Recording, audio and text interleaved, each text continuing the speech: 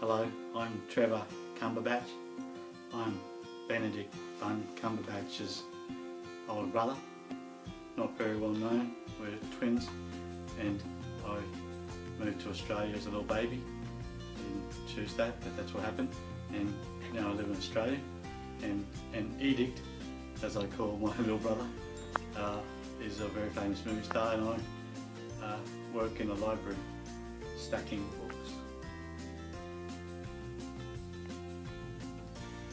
Well, my little brother's had quite an amazing career so far. I should explain why I call him Edict. It's short for Benedict, of course, but Edict reminds me that every time he talks he has quite an authoritative tone. Sounds like he's a king or an emperor, so I call him Edict. It's a little family joke. But Edict, he started out at a young age as a child, interested in the arts, interested in the stage. His mum and dad, our mum and dad, very interested in acting. I've done a bit of acting myself, mainly just acting around the house with my family.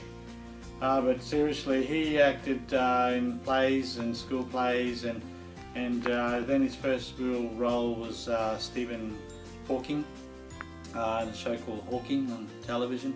Well, that's after rather, when he was on the London Academy of Dramatic Arts, where he studied and got real good.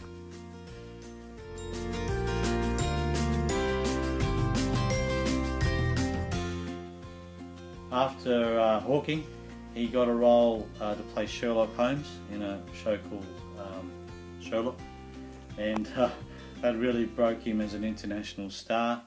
And you know, as a kid he used to like wearing overcoats, so I think he was ready for that role from a young age.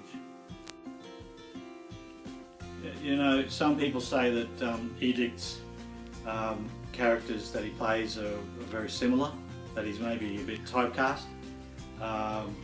Some say that he's sort of always playing, even though his movies and TV shows are very different.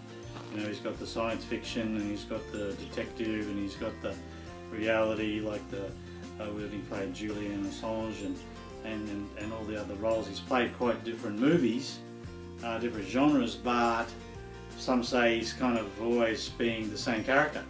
Antisocial, a bit emotionally dysfunctional, a bit posh, deep voice. But in my view, he's very different in his roles. For example, he played a dragon. You know, in the Hobbit movie, he was a dragon. Well, as I, give it some more thought, the dragon was probably antisocial and emotionally dysfunctional, a bit posh too.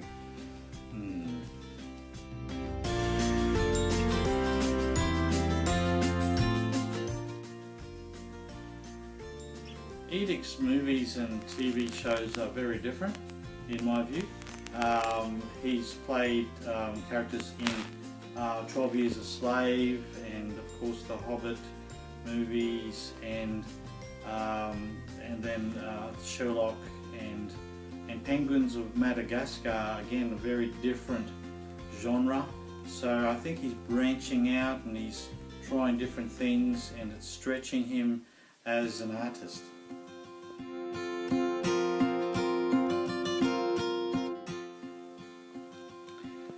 So Edict's obviously very famous, very wealthy, hint hint little brother, Christmas time, but with all that fame, celebrity status comes a downside, and I believe from time to time he does get a little bit frustrated with that. Once he was saying that all these paparazzi were following him around trying to take photos of him all the time, and he said, hey, just go take photos of something important like Egypt or something else, not me, I'm not important, go do some proper news. So, he gets a bit frustrated sometimes.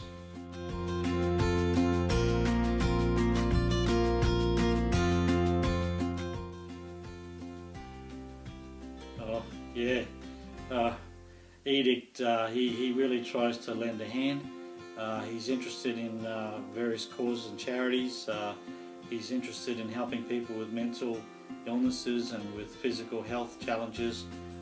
He's big on education and other causes and charities. He's right there.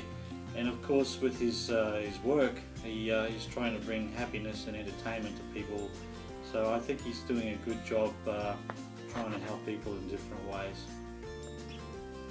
Well, I really love my brother, Benedict Cumberbatch. I don't know him, haven't seen him since I was a baby, but I still love him, and I hope he could come to our place for Christmas and we can have a barbecue and we can get to know each other. And